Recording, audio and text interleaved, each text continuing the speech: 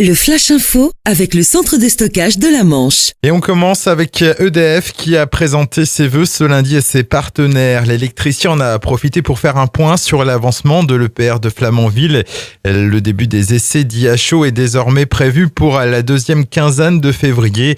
Les équipes d'EDF et de ses partenaires industriels restent pleinement mobilisées pour réaliser le chargement du combustible au quatrième trimestre 2019 dans un objectif de coût de construction maintenu à 10,9 milliards d'euros.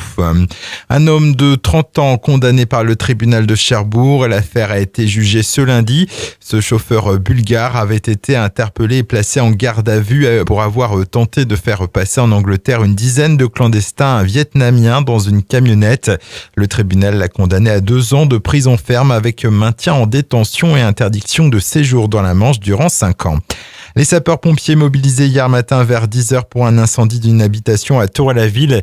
À leur arrivée sur place, une importante fumée se dégageait du toit de ce domicile de la rue Chasse-à-Eau, inoccupé au moment des faits. Les pompiers ont toutefois dû casser une vitre pour rentrer dans la maison et libérer le chien qui se trouvait à l'intérieur. C'est le deuxième incendie dans ce secteur en quelques jours.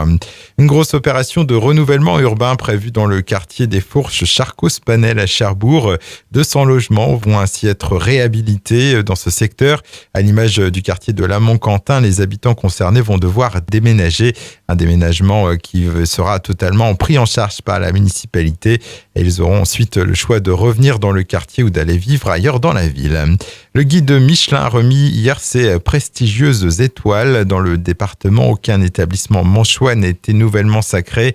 Le département conserve donc ses 4 chefs étoilés.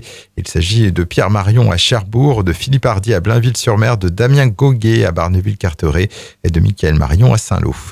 Et puis handball, dernier match de préparation avant la reprise du championnat pour les joueurs de la JS Cherbourg. Les Mauves se déplacent ce mardi à Vernon dans l'Eure. Autre formation de Pro League, le coup d'envoi est à 17h15 et la reprise du championnat se fera le vendredi 1er février à Chantraine face à Caen. Le Flash Info vous a été présenté par Landra, centre de stockage de la Manche à Digulville. Pour en savoir plus et visiter notre centre, 0810 120 172, coup d'un appel local.